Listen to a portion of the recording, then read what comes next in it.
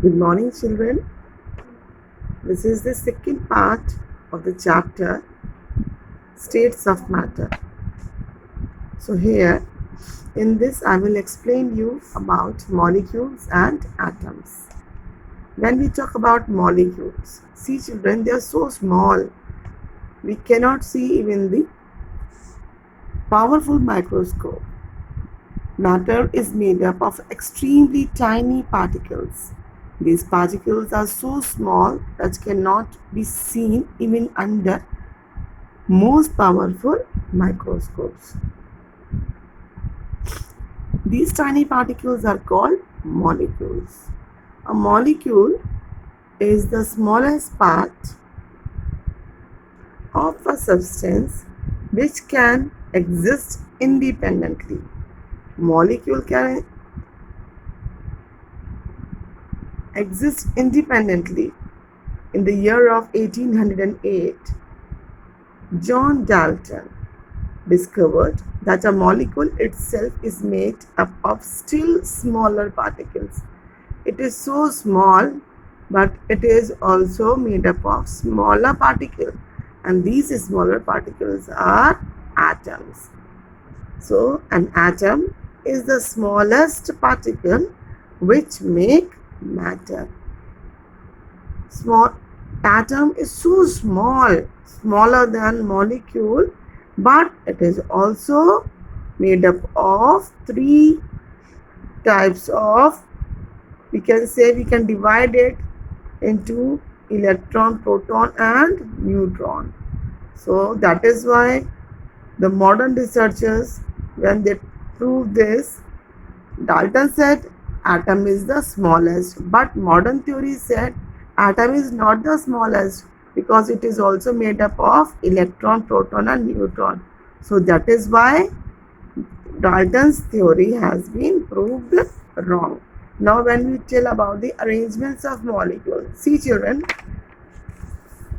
in solids, molecules are arranged compactly or closely packed. See in this diagram, you can very well see how close they are. They are very close. Hardly they have space in between. So they are very small. And when they are small, the force of attraction between the molecule is very strong because they are very close together, and free movement of molecule is not there because they are so compact, they remain at their own place. That is why they have their fixed shape also. In solids we can see all the shapes are fixed. This is because of this property. And just see the liquids. In liquids, molecules are loosely held.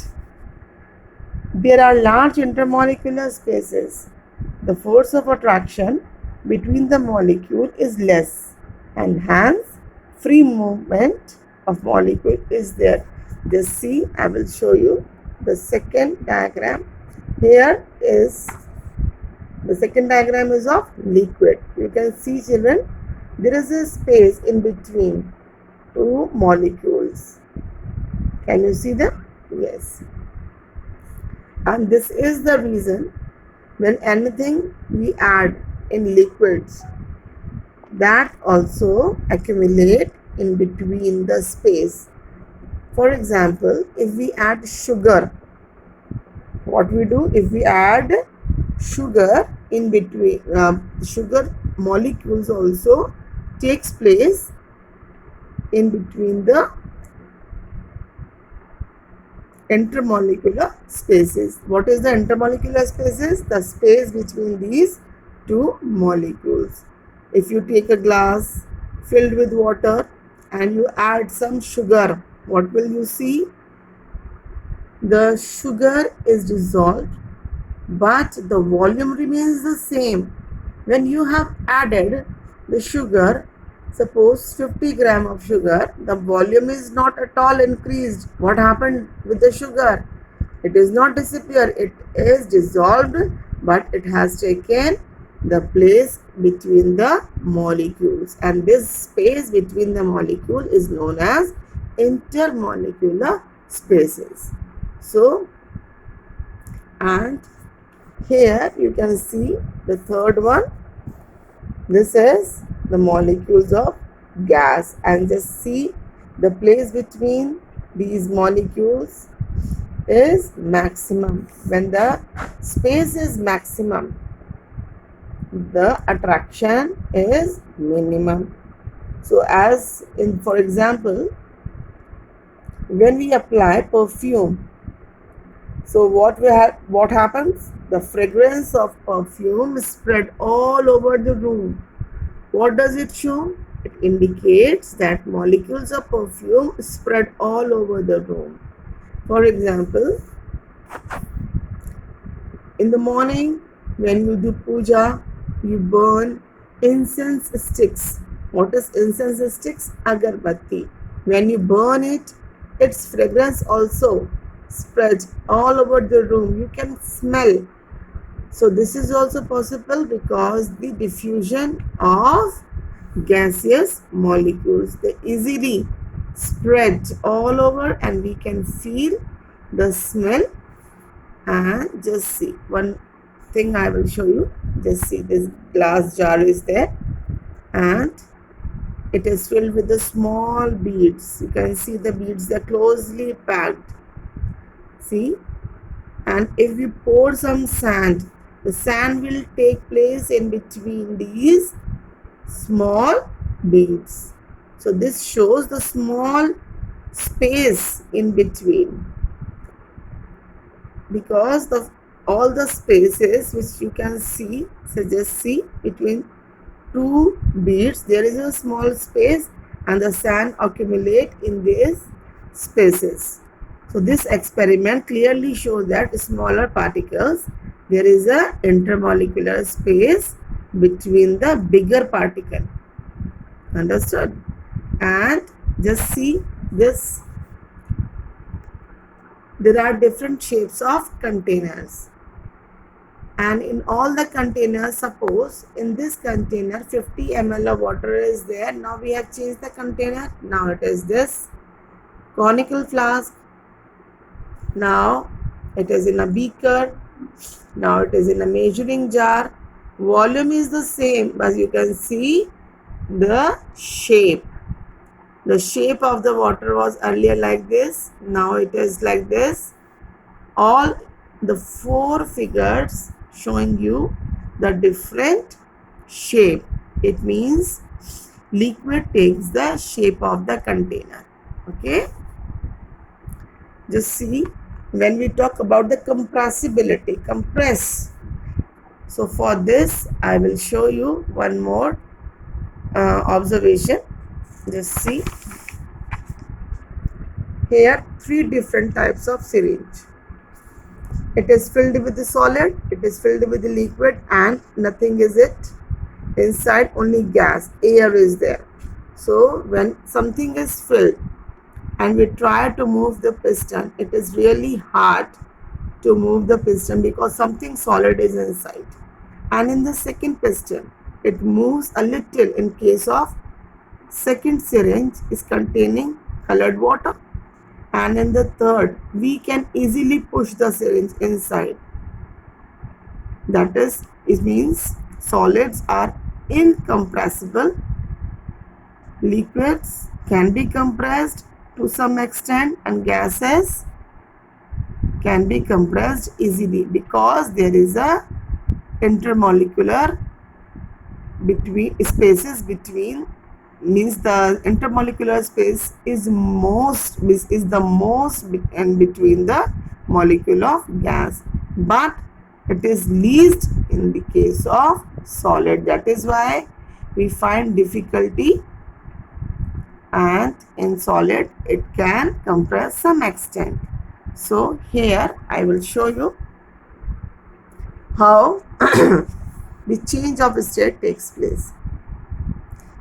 Keep remember, heat results in weakening of the intermolecular force of attraction. This causes change of the state. Take the example of ice. Take out the ice from the freezer and keep it outside. what will happen? It will start dissolving at the room temperature, because inside the freezer the temperature is very less. That is why it has a fixed shape. When you take out that ice cubes from the freezer, it will start melting and it change the shape and the state also. The state is become now liquid, and some more heat is given. Suppose some more heat is given to this liquid, which is now water only. That water will evaporate and the form will change, state will change, the state will be vapor. So when the water was freeze, temperature was low, that time the shape was fixed, it was solid. When you took out from the fridge, now it is liquid. When you give in little more heat, now it has become gas. So solid have molecule packed tightly. When solids are heated, the heat energy used to weaken the existing force and hence separates the molecule, thereby forming liquid state. And when the liquid molecule are heated further, if we more heat further separates the molecule, thereby forming gaseous state. Heat even results in the expansion of solids. Most of the solid expand on heating as their molecular force of attraction decreasing. Just see this example. It is before heating. This ball, this iron ball, metallic ball, just see, and if we want to pass it from this ring, can easily pass. Just see here, we can easily pass.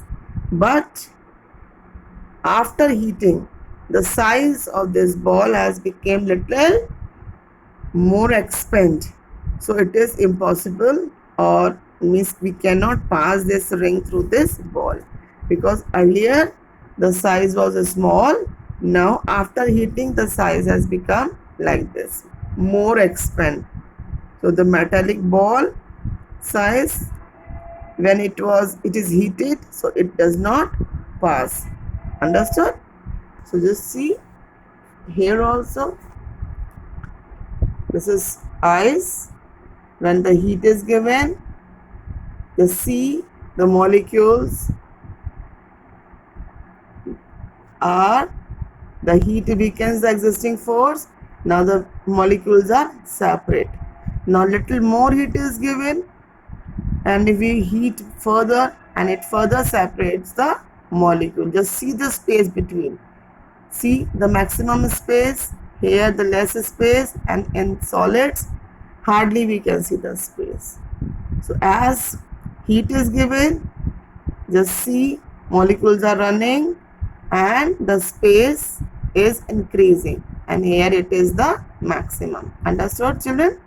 So just watch the video carefully, then only you will understand it properly. Thank you, children.